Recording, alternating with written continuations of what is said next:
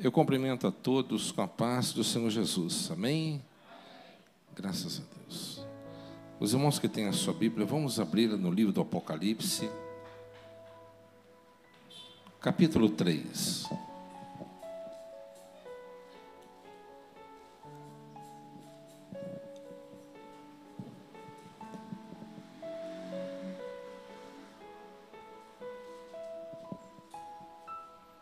Apocalipse, capítulo 3.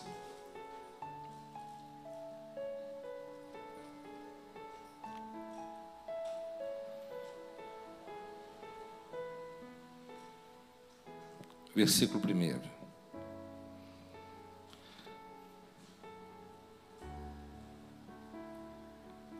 Quem encontrou, diga amém. Ao anjo da igreja em Sardes escreve: assim declara aquele que tem os 7 Espíritos de Deus e as estrelas. Conheço as tuas obras, que tens fama de estar vivo, mas de fato estás morto.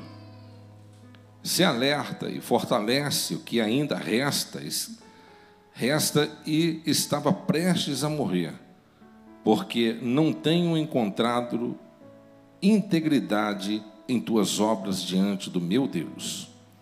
Portanto, lembra-te daquilo que tens recebido e ouvido.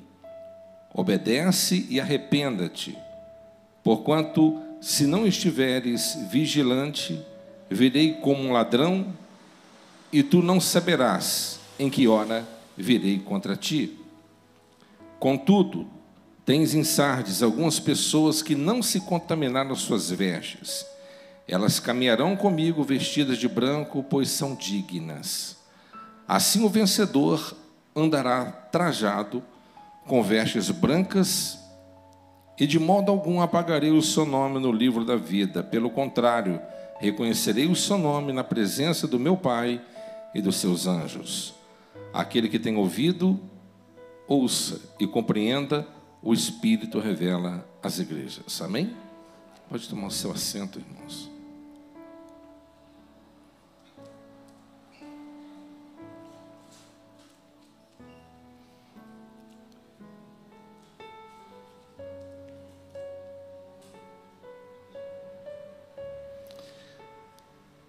Meus amados irmãos, eu quero tratar aqui nessa noite sobre esta carta que foi endereçada à igreja de Sardes,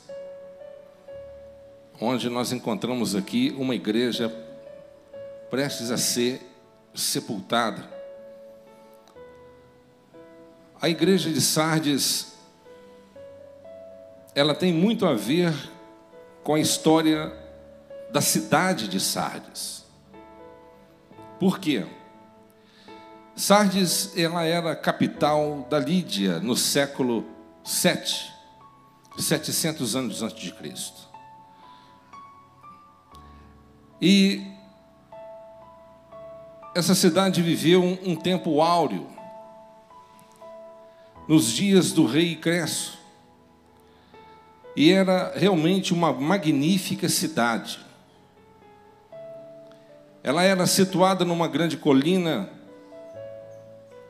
e era amuralhada, fortificada, e o povo se sentiam imbaláveis ou imbatíveis, inabaláveis.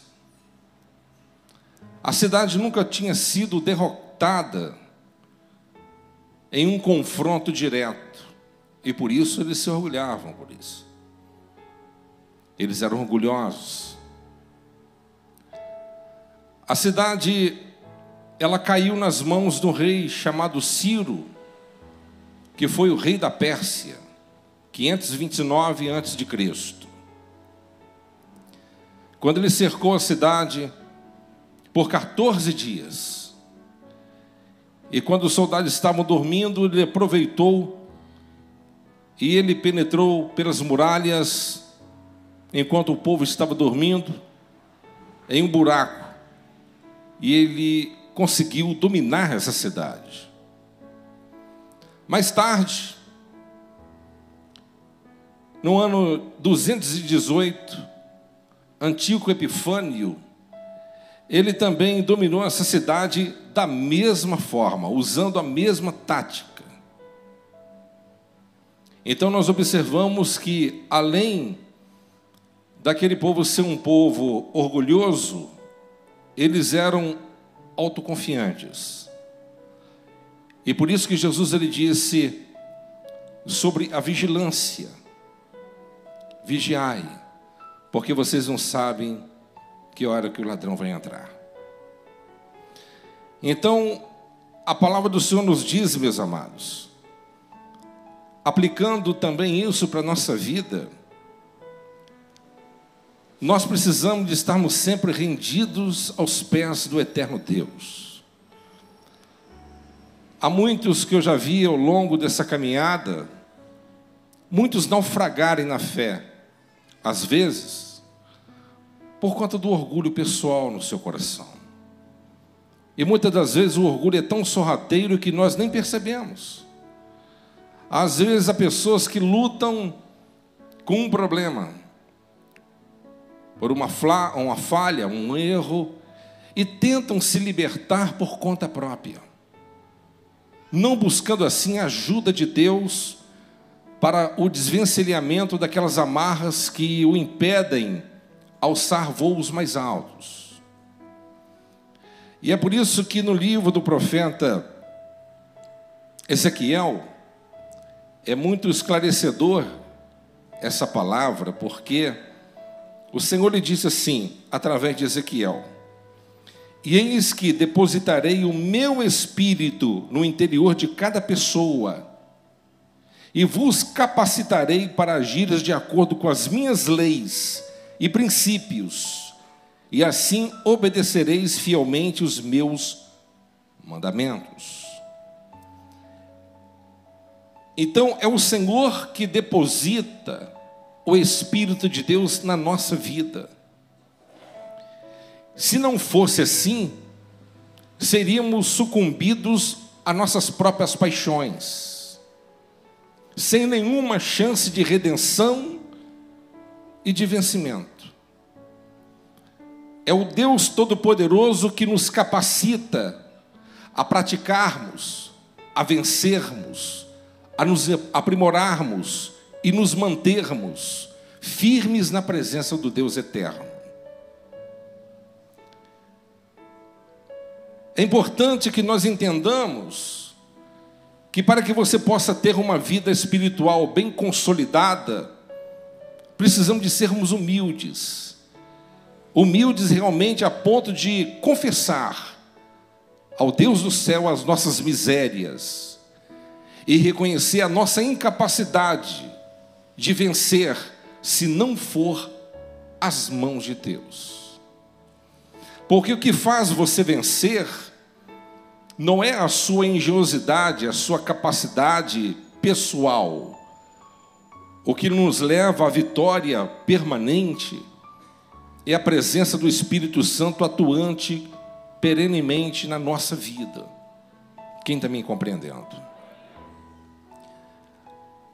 Todos os orgulhosos, todos aqueles que tentam por conta própria alcançar alguma coisa diante dos homens ou diante de Deus por conta própria, se não for ajuda de Deus, nós não conseguiremos.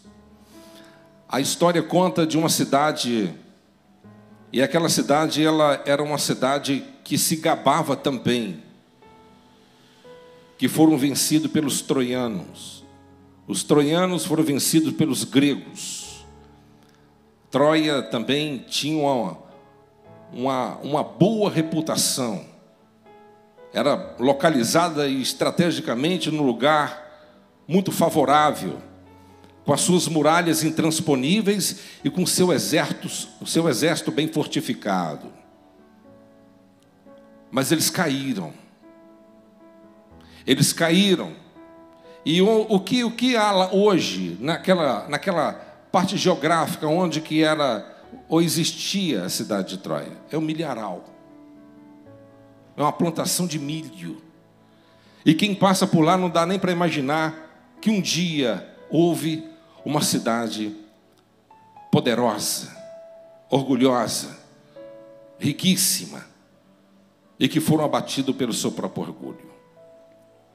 Davi é um exemplo também de um homem que permitiu que o orgulho solapasse seu entendimento, a ponto dele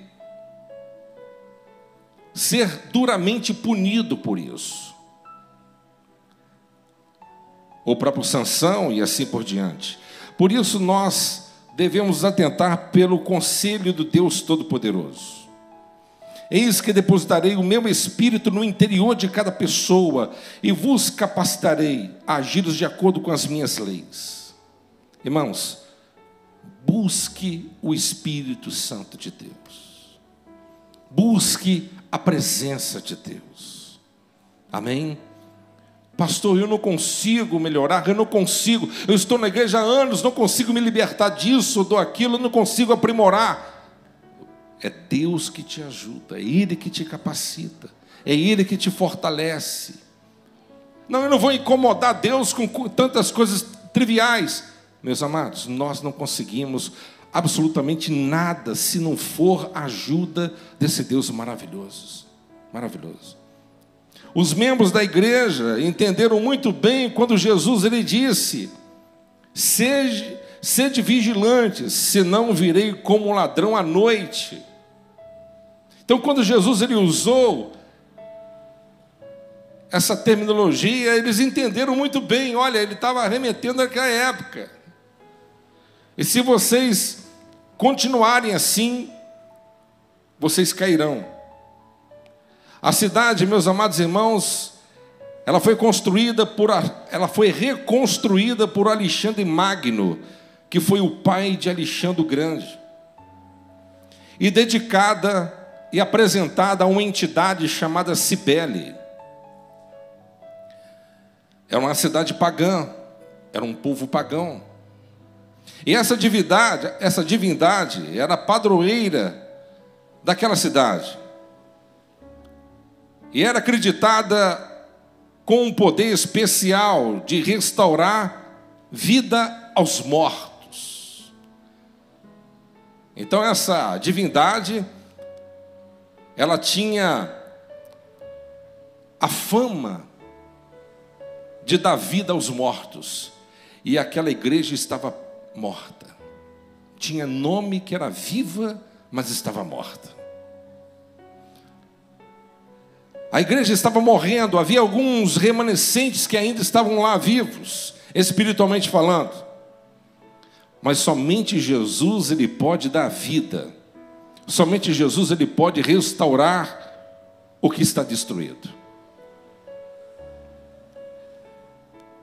A história diz que no ano 17 antes de Cristo, Sardes ela foi parcialmente destruída por um grande terremoto e reconstruída por aquele apóstata imundo Tibério César. A cidade tomou um novo rumo.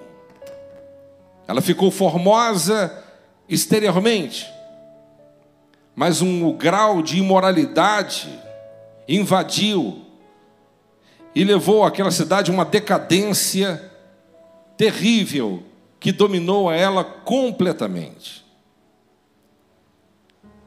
Essa cidade, meus amados irmãos, ela era rica e totalmente degenerada. A luxúria e o prazer era o que levava eles a se entregarem continuamente. E o mais triste de tudo isso, que a igreja ela se tornou como aquela cidade. Ao invés de influenciar, ela foi influenciada. E muitas igrejas estão dentro desse pacote hoje em dia. Né? Infelizmente, muitos cristãos, ao invés de influenciar, estão sendo influenciados pelo mal. A igreja, ela tinha uma grande fama, um grande nome, mas não tinha vida. Ela tinha obras, mas a Bíblia diz que ela não tinha dignidade. A igreja, ela precisava de um avivamento. A pergunta que nós precisamos de fazer nesta noite: como está a nossa vida com Deus? Será que nós temos tido nome de cristãos, mas como que está a nossa vida? Como que nós temos conduzido a nossa vida? E nós precisamos de analisar isso. Eu estava vendo um pastor, um senhor, dando um testemunho.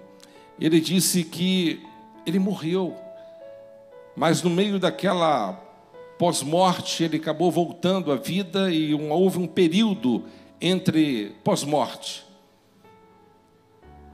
E disse ele que ele encontrou com Deus, encontrou com o Senhor, e o Senhor disse para ele: se hoje fosse o seu último dia, você não entraria aqui no meu reino, porque você é um hipócrita.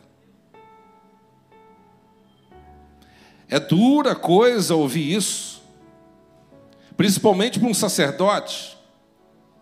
Dura coisa será para aqueles que viveram dentro da igreja professando da boca para fora que Cristo é o Senhor, mas não viveram realmente o verdadeiro evangelho. Porque aquela igreja vivia de aparências. A fama da igreja era notável. Era uma igreja famosa. Era uma igreja renovada. Era uma igreja que tinha ortodoxia. Era uma igreja que tinha reputação. Era uma igreja que não tinha falsa doutrina. Já pensou? Não tinha falsa doutrina. Ela estava prosperando financeiramente no meio da comunidade. Era uma igreja que estava crescendo, mas estava morta. Mas como pode isso? Uma igreja famosa, uma igreja que tem nome, uma igreja de boa reputação, uma igreja que não há uma falsa doutrina, uma igreja que estava prosperando, porque quando a gente vê uma vida, uma pessoa prosperando, parece que é um sinônimo que Deus está abençoando aquela pessoa, mas nem sempre. Nem sempre. Quando você olhava para a igreja de Sardes, tudo sugeria vida, mas estava morta. Parecia que havia vida, mas havia uma mortandade estabelecida. Era uma igreja de rótulo, uma igreja de aparência. Era uma igreja que estava sendo derrotada pelos seus próprios pecados. E o pior, eles não tinham a consciência do seu estado espiritual. Terrível, não? Terrível, não? Você não ter percepção da sua vida espiritual. Você não ter aquele sensor espiritual que lhe avisa: olha, tem alguma coisa de errado. É terrível, não? É como Sansão. Há muitas pessoas vivendo a síndrome de Sansão.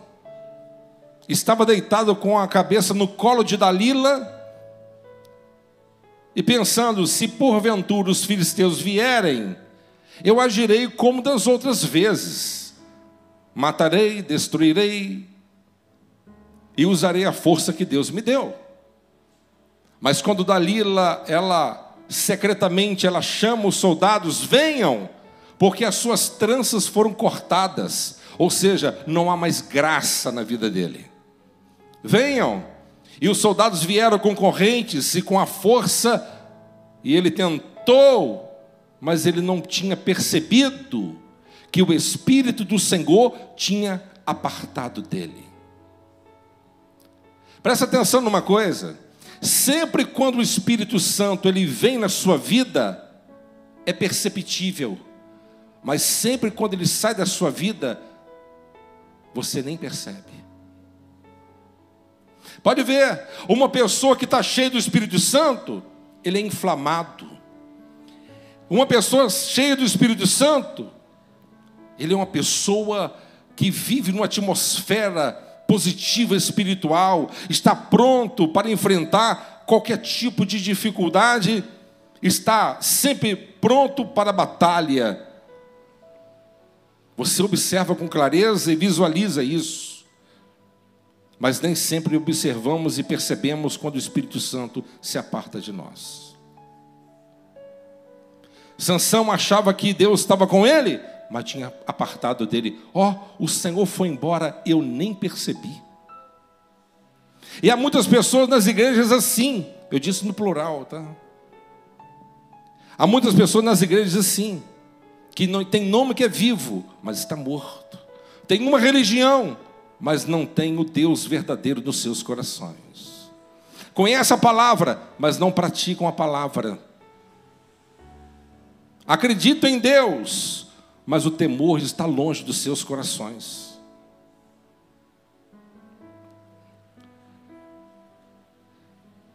E o que levou essa igreja a uma decadência como essa?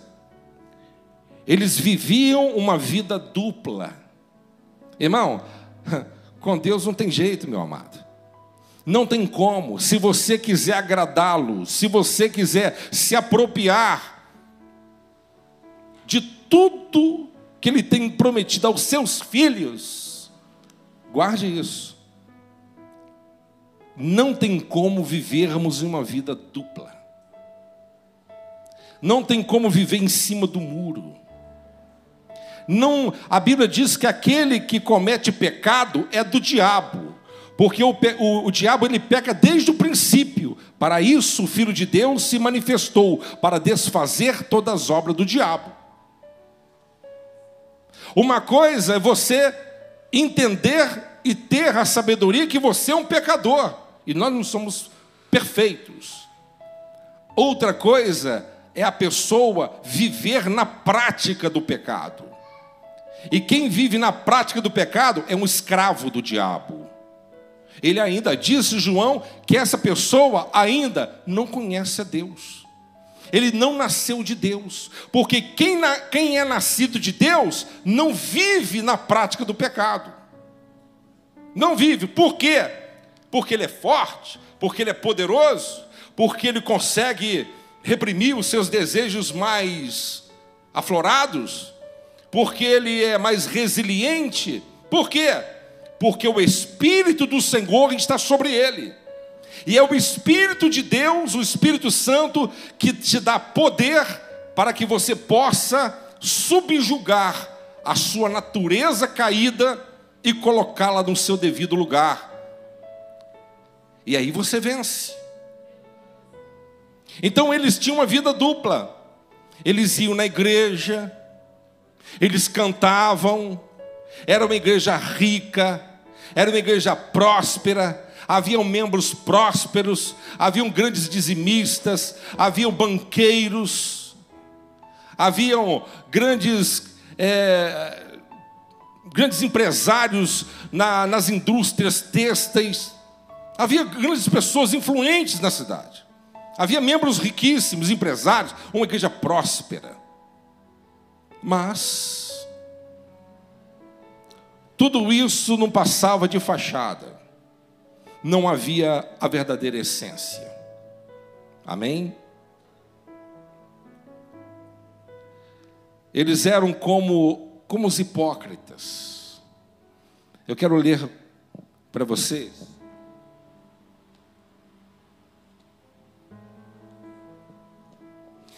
Eu quero ler em Timóteo. 2 Timóteo 3,5 diz assim: com aparência de piedade, todavia negando o seu poder, ou seu real poder. Afasta-te, portanto, desses também. Amém, pessoal?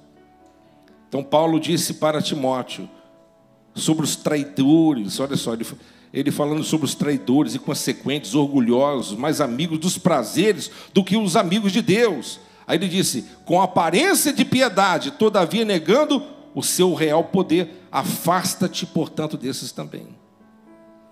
Então, há muitas pessoas que estão dentro das igrejas, que são traidores, inconsequentes, orgulhosos, mais amigo dos prazeres do que amigo de Deus, é o que está aí escrito. E qual é o conselho de Paulo? Alia-se a ele, coma com ele, faça uma aliança com ele, seja amigo dessas pessoas? Não, senhor. Com aparência de piedade, todavia negando seu poder real, afasta-te, portanto, desses também. Então, desse tipo de pessoa, você tem que afastar. Afastar. Amém? Então, são muitos cristãos hoje em dia, mas há muitos cristãos mundanos também. Mundanos que estão em cima do muro, dizem: ó Senhor, eu creio no Senhor, eu creio em Deus, acredito na Bíblia, mas não deixam a prostituição, não abandonam os sites de pornografia, não abandonam a desonestidade, a corrupção, não abandonam a mentira, não abandonam o adultério, não abandonam o pecado. Eles ficam alimentando os pecados como raposinhas, e as raposinhas, ela tem o poder de comer a flor do vinhedo, não permitindo que o fruto venha. Cuidado com as raposinhas, cuidado. E nós temos que estar bem entendidos que o nosso Deus, ele não muda. Estamos num século a qual aquilo que é errado tem sido aplaudido, e aquilo que é certo está sendo ridicularizado. Estamos vivendo em um tempo assim. E não pensem vocês que isso é novo. Isso já aconteceu. Salomão diz assim: não tem nada novo debaixo do céu. Se você pensa que você criou alguma coisa, você não cria nada. Há alguém que já pensou naquilo que você está pensando e já até fez. Quando a gente olha o quadro da nossa nação e do mundo a qual estamos vivendo hoje, não tenha dúvida, no passado já viveram também. Naquela época, 2000 anos atrás, eles estavam vivendo. Na época do Império Romano, eles viveram. Na época dos gregos, pior ainda. Na época da antiga Babilônia, depravação total. Amém? Mas nós entendemos que pela palavra, que em todos os tempos e eras, sempre houve aquele que andava com Deus. No meio de uma geração corrompida, podre e apóstata, sempre vai ter um Noé que vai andar com Deus. Sempre vai ter um homem de Deus, uma mulher de Deus, que vai optar a servir ao Deus Todo-Poderoso, mesmo que aparentemente vocês parecem que estão na mão contrária. Então, meus amados, nós não podemos de forma nenhuma viver uma religião de faz de conta. Amém? É muito legal o poder, a glória, o sapatear das línguas. Glória a Deus, é maravilhoso. Quem não gosta disso, vai no monte, recebe. Mas a vida espiritual não é só isso. É no dia a dia, meu amado.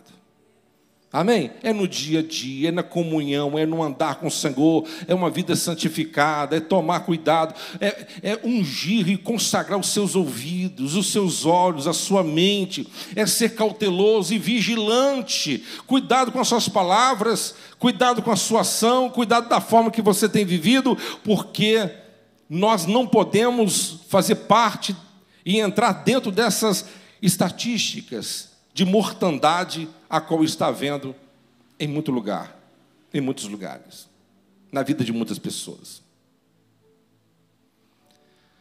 Deus quer obediência à verdade. Deus, ele quer obediência no íntimo do nosso coração. Quando eu falo isso, eu lembro quando na Bíblia, quando Caim ele foi apresentar a sua oferta, né? E o Abel ele foi apresentar.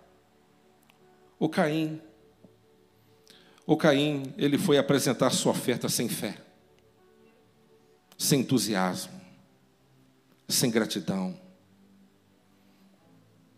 E Deus, ele tinha rejeitado a oferta dele bem antes dele trazer a oferta. A maior oferta que você pode dar para Deus é o seu coração contrito. Por isso que a Bíblia afirma categoricamente: filho meu, dai-me o teu coração. Dá o seu coração para Deus. Amém? Dá o seu coração para o Senhor. E anda diante da sua presença. Porque estamos vivendo em dias difíceis. Dias difíceis. Mas o nosso Deus, ele continua regendo todas as coisas. Ele continua sendo o autor de toda a história. Deus, ele quer obediência à verdade e no íntimo.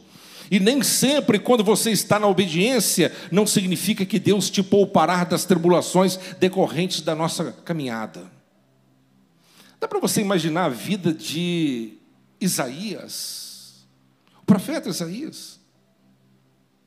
Ele é conhecido como um profeta maior, não porque ele era mais poderoso, espiritual, não, porque ele profetizou por um tempo maior.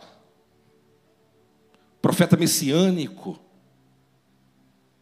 Um homem que acompanhou reis, aconselhou reis, conselheiro de reis, um homem de Deus. Mas ascendeu ao trono um homem endemoniado, terrível, um dos piores homens que poderia subir no trono, filho de Ezequias, que foi Manassés. E mandou serrar ele no meio. Já pensou isso? Serrar a pessoa no meio, com serrote. Imagina a dor.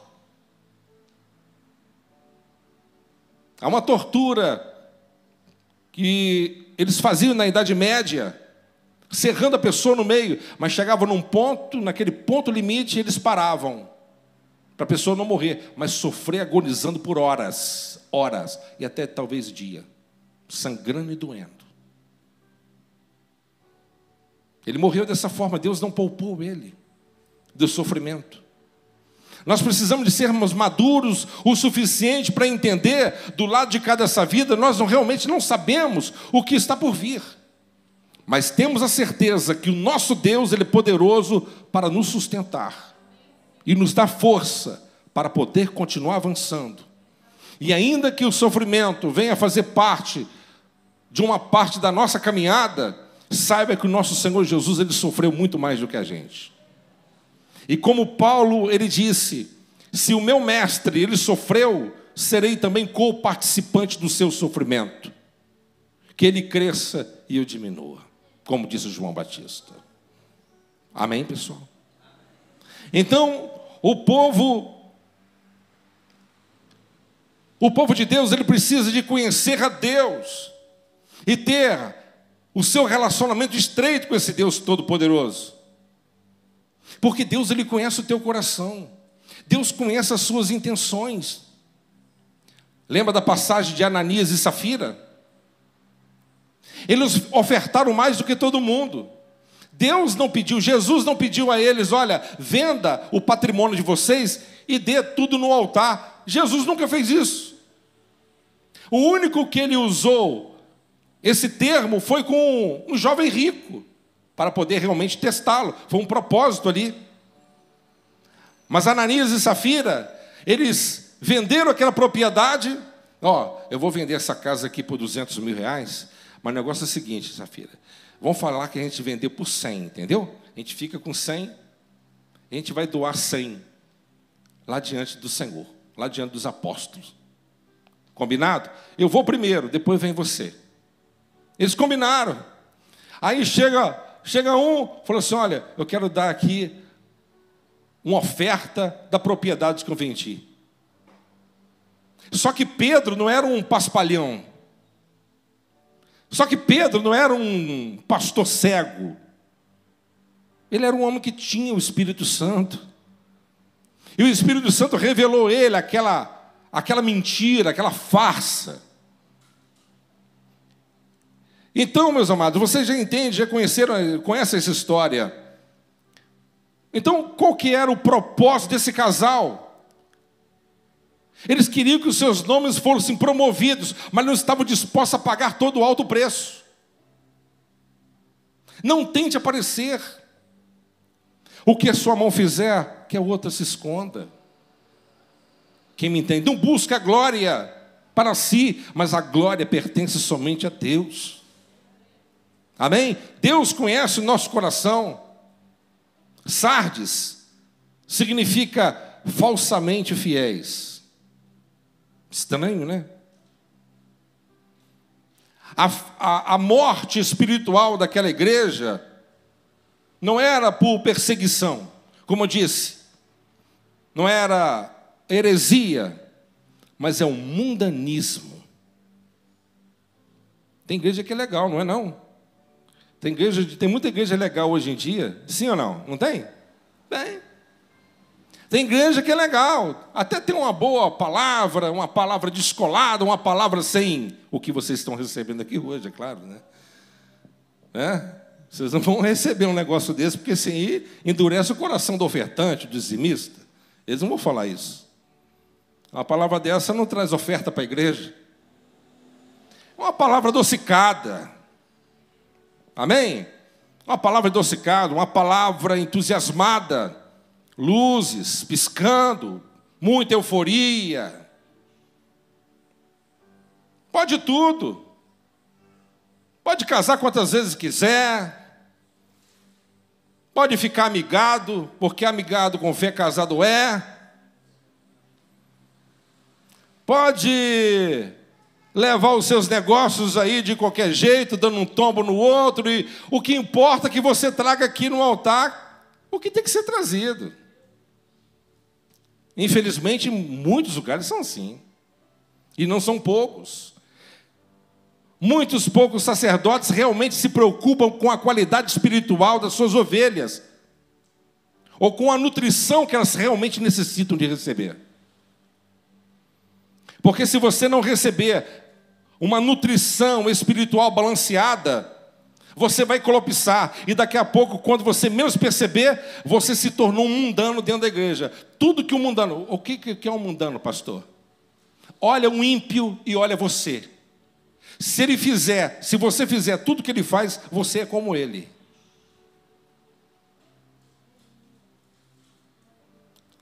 Amém, pessoal?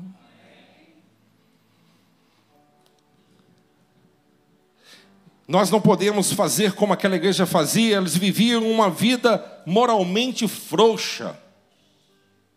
Amém? Moralmente frouxa.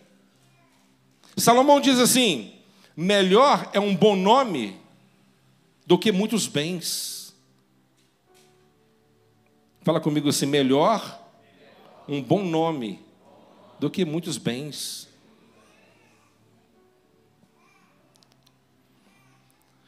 Vocês entenderam? Amém? Seja honesto. Ande direito. Você carrega o nome de Deus. As pessoas olham para você e veem você como representante dele. Eles podem fazer o que quiser, mas você não. Porque você tem compromisso com Deus e você está caminhando para o céu. Amém? Infelizmente, eles eram como Sansão. Agora, quais são os imperativos? Estou terminando aqui, poucos minutos. Para que você possa ser reavivado, reavivada. Para você sair desse estado de mornidão e apostasia. O que nós devemos fazer? Nós devemos sermos vigilantes. Como diz o conselho do Senhor, ser vigilante, tome cuidado. Tem pessoas que mandam para mim vídeos.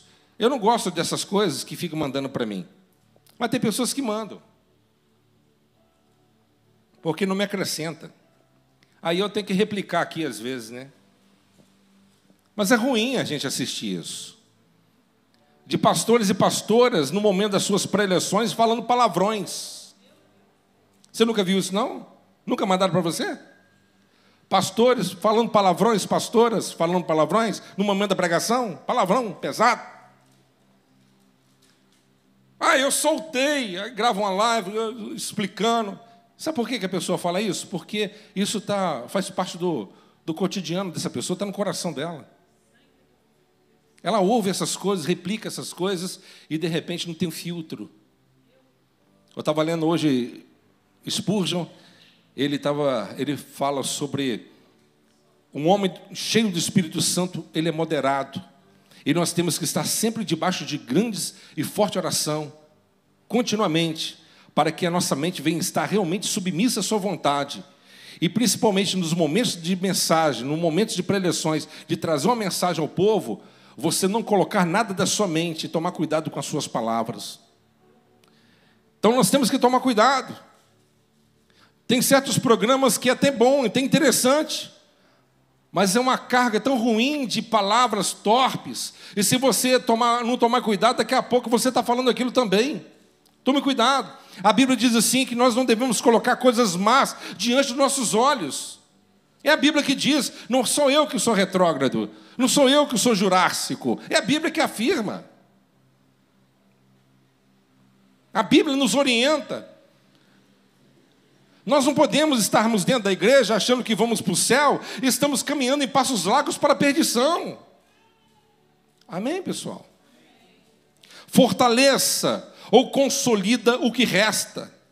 O que nós temos que fazer para podermos reestruturar a nossa vida? Precisamos de fortalecermos. Fortalecermos como, pastor? Orando mais, jejuando mais, dedicando mais à leitura da palavra do Senhor e meditando nela, buscando mais fervorosamente o Senhor. Quanto tempo nós dedicamos hoje para buscar a Deus? E nós, como ministros, que temos responsabilidade de estar pregando, nós temos que tomar cuidado dobrado. Sabe por quê? Porque muitas das vezes os ministros só pregam no dia que vai pregar, só oram quando o dia que vai pregar. Entenderam? Não, hoje eu vou pregar, hoje eu vou cantar, hoje eu tenho que jejuar. Hoje eu vou pregar, então eu tenho que orar mais um pouquinho. Isso é um nível de mediocridade terrível.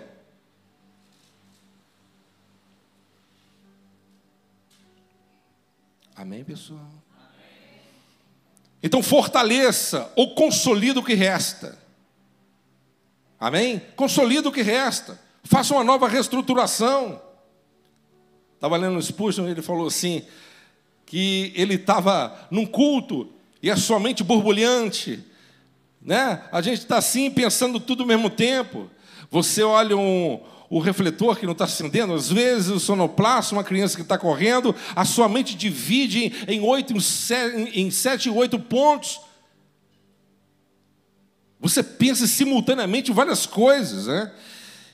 E nós precisamos de estar com a nossa mente realmente refrescada pelo sopro do Espírito Santo, para que a igreja receba realmente o alimento saudável, a qual não que a minha mente quer engendrar para poder trazer o coração do povo, mas aquilo que Deus ele quer para você realmente. Por isso, precisamos de consolidar aquilo que nos resta. Faça uma ressonância, faça uma introspectiva, uma retrospectiva e vê o que está falhando, o que está errado. Vamos ajustar os ponteiros. Faça como Elias. Ele foi para o monte e ajustou o altar, colocou tudo na sua posição adequada. Ele seguiu toda a liturgia e no campo da obediência ele clamou e o fogo desceu. É assim que é feito. Precisamos de consolidar a nossa vida. Nós precisamos aqui, para mim terminar agora, você precisa de lembrar, fala comigo, lembrar, obedecer e arrepender. Amém? Lembra-se, obedeça e arrependa-te. Amém? E o sucesso vai estar à sua disposição. Você é fraco como Paulo ou fraco como Sansão?